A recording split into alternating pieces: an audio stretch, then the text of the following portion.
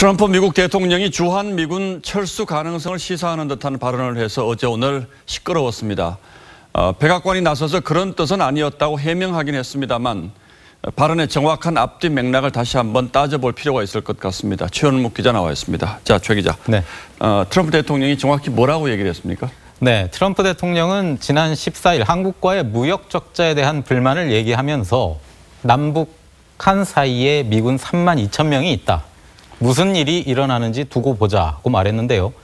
실제 철수하겠다는 것보다는 한미 FTA 협상과 방위비 협상을 유리하게 이끌기 위해 위협 카드를 꺼낸 걸로 보입니다. 예, 일단 최 기자 얘기한 것처럼 실제 철수하겠다는 뜻이 아니고 협상 카드로 내민 걸로 봐야 되는데 그런데 지금 트럼프 대통령이 주한미군 문제 관련해서 이런 식으로 얘기한 게 이번이 처음은 아니잖아요. 네, 대선 때도 비슷한 얘기를 했었는데요. 들어보시죠. We have 28,000 people on the border, separating South Korea from this maniac in North Korea. We get nothing. What did we get? Nothing. 하지만 대선 후보 때와는 그 무게감이 다르고 특히 5월 미북 정상회담을 앞둔 상황이어서 파장이 적지 않은데요. 자칫 김정은이 트럼프의 발언을 악용할 가능성을 우려하는 목소리도 나옵니다. 자, 그런데 물론 오래전 얘기긴 합니다만 미국 대통령들이 주한미군 철수 얘기를 거론하는 게 이번 말고 예전에도 이제 두어 차례 있었죠? 네, 그렇습니다. 60년대 말에 닉슨 전 대통령이 주한미군을 철수시키려다가 중단이 됐고요.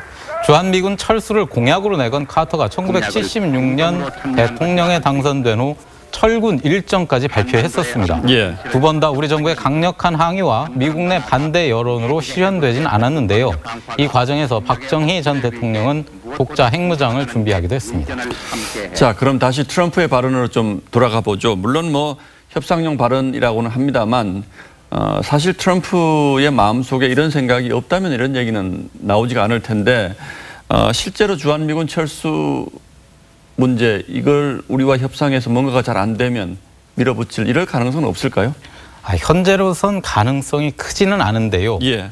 특히나 주한미군은 중국을 견제하는 역할을 하기 때문에 미국에도 이익이 됩니다.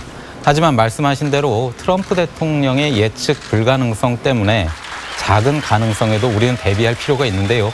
만약 주한미군이 철수하면 안보 위기는 물론이고 외국 기업과 투자 자금이 빠져나가면서 경제 위기도 우려되기 때문입니다.